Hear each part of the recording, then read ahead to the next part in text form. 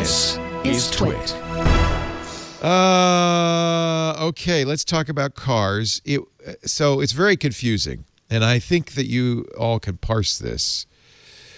Originally, Hyundai made an announcement. Yeah, we're talking to Apple about a car, which I sent chills down my spine. As soon as I saw it, I thought, bad move. Stop talking. Just stop talking. Of course, immediately after that, they retracted it. They changed the press release to take the word Apple out.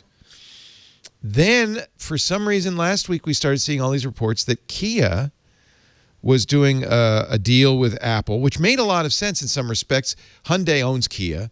Hyundai has an electric vehicle platform that's quite mature, that has 300 plus miles of range. It's got a lot of horsepower if you want it. It's a really nice, the GPM platform is really nice. They have Kia has a manufacturing plant in Georgia. If you're going to build a car, it's probably a great idea to do the deal with somebody who knows how to make automobiles. Just as Apple doesn't make the iPhone, Foxconn does. And who also has service bays pretty much the entire world.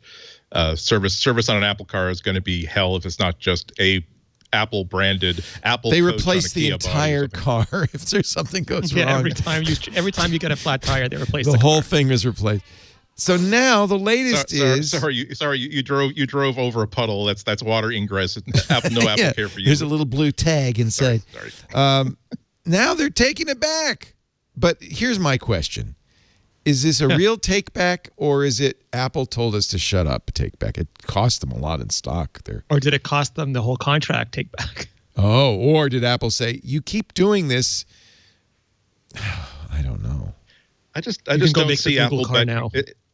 This announcement, the announcement will precede the product, and both of them are so far off at this point.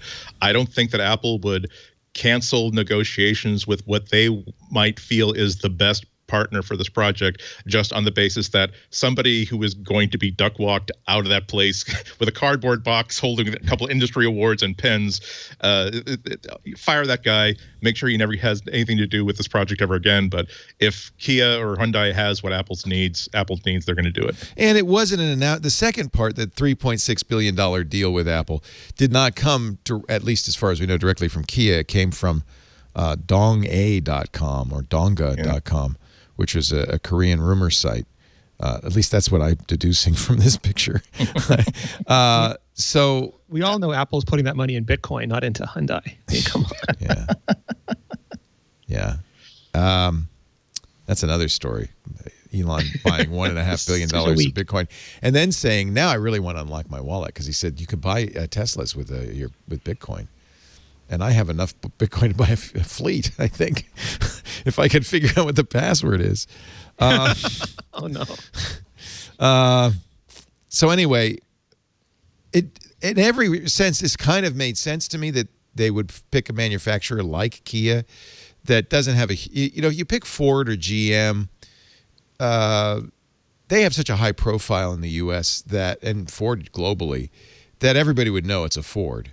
If you pick Kia, maybe Apple can it can be a white label thing that really has a nice Apple logo on it. Well, they're going to design it though. They just poached the guy who designed Porsche, did all the whole Cayenne series. So they're going to almost certainly make their own chassis for it. He did the Taycan, the electric vehicle. He's a chassis guy. Yeah.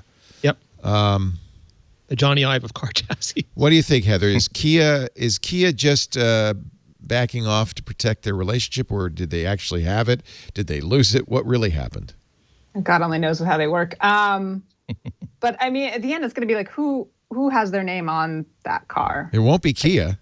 Would Kia be happy with a relationship of like, we've made this car and it just says Apple on the back? Depends how much money if they get paid 20% on every car or something, That's 30%, right? Aren't those App Store guidelines? 30, that's right. It has to be 30. Yeah. I mean, it doesn't say Foxconn on this, on the phone. Yeah. You need a car company willing to like give over that much of their branding and the reputation to Apple. And I mean, who even thinks about Kias outside of this particular news cycle? Right. Not me. Rene, who was it? There was a company that Apple was rumored to be talking with that's what they do, is white label vehicles. Remember that? I don't recall the name, but I mean, there's a difference. Like Foxconn really doesn't, like, they manufacture Apple stuff, but they basically just take whatever Apple gives them. That was the whole revolution of Apple's supply chain management, is that they didn't want to go in and, like, a lot of companies did like these parts bin phones or computers where they're like, okay, take these parts off the shelf, assemble them into a computer, slap our logo on them and go. And that was really cost effective because those were commodity parts. They cost very, very little. And Apple's like, no, we're going to tell you, we're not only going to invent a chamfered edge, we're going to invent the machine that makes the chamfer. You're going to design it. We're going to lease them from you for exclusive for like a year. And Kia, like, are they going to be manufacturing it using that platform, or is Apple going to do what Apple does and basically say, okay, this Kia plant is now a de facto Apple manufacturing plant. This is the car you're going to build, and we'll look at your little designs, just put them down on the shelf over there, but here's the car we're going to build. But it could also be a business plan for one of these car manufacturers, like give up your own brand and just start making Foxconn-style cars for other companies. Because it's Apple now, but, they could also make the Google-branded car or the Facebook-branded car. All of these sound like a nightmare as I'm saying them out loud. A Twitter car. Well, but no, I think it's about advertising. Of course Facebook would want a car, right?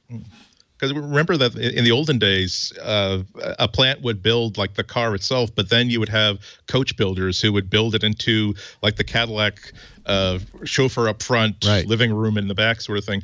This could be part of Kia's business plan, saying we're building, in addition to building cars of our own, we're just building a platform that said, here is everything that this needs to be in order to be a car. You just add your own sensors, software, and your distinctive styling, and you're good to go. There are a number of companies that actually make cars for other companies, including, I believe, Kia in the earliest days.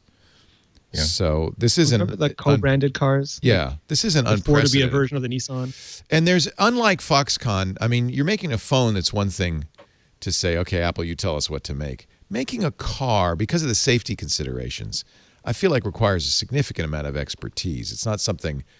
In other words, that's why Apple's not going to go to Pegatron or Foxconn and say, "Can you make us a car?"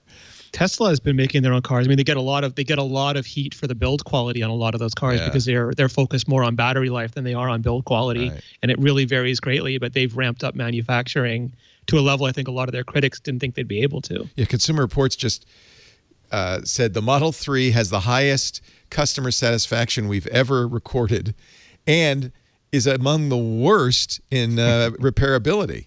Which is bizarre, but as a former Tesla owner, I'll testify to that. But people love Teslas despite the lack of build quality and interior quality. Yeah, you don't buy a Tesla because it looks so great, or you buy it because it's cool. It holds together so well. Also, there's literal duct tape in some of them, and people are happy. Yeah. You also, a lot of customers, they want to identify themselves as Tesla customers. Yes. So that has some intersection with Apple. There's going to be a lot of people who will want to buy an Apple car simply because they totally not simply as a style thing, but because they feel as though they've invested wisely in Apple as an extension of their own lifestyle, because they imagine that a lot of their beliefs and their style cues overlaps with Apple's, and it's. I still am baffled as to why Apple would get into anything approaching a direct-to-consumer sort of car company. But then you look at certain car companies like Lotus that makes cars that are not that much more expensive than what we imagine an Apple car would cost. If we're thinking that Apple's cars will approach $100,000, Lotus's start at about $100,000, and they only make a couple thousand cars a year, which is a lot more doable than even the Tesla Model S's launch, which was tens of thousands. Now they're up to hundreds of thousands. But if we think of it as more of a Lotus sort of plate, meaning people are going to spend $100,000 and then bump it up with extra RAM for $130,000 and extra, and if Apple can get away with just manufacturing a few thousand of them, that could be interesting. I'm still baffled. I still have no clue as to why Apple would want to do it, but at least it's not as silly as some reports saying, "Oh no, they want to take over the car business the way that they took over the phone business." No, they're not going to build millions and millions of cars. I don't think so. No, I think the analysts are champing at the bit for that, just 1 or 2% of revenue from the car market, though, because it has such huge potential. Just like what Steve Jobs originally said about the target goals for the iPhone, only not being humble bragging. Humble, whatever. What if it's just a ploy to sell more like Apple Music subscriptions? Like you're locked into the car, you can only have Apple services. Yeah. It's a walled Spotify garden. barely works. It's a walled car. Everything Apple. It's a walled chariot. I hate the idea. I resist the ecosystem play and all that stuff. But I notice I can't help it. I'm being slowly drawn into it with an Apple Watch, an Apple phone, a Macintosh, and I've always loved Macintoshes, but now with the M1, it's like resistance is futile. I'm just part of the board. But the antitrust stuff is getting them to open up more, Leo. You can choose your own music. I saw that. Now. I mean, it's one app at a time. Thanks to your review, by the way, and Micah was on your video reviewing. I bought 5 of those candles. What do you call them? HomePod minis. I bought 5 of them. They're so cute. They don't sound Micah bad. can tell me anything, Leo. I know. Micah's a good salesman.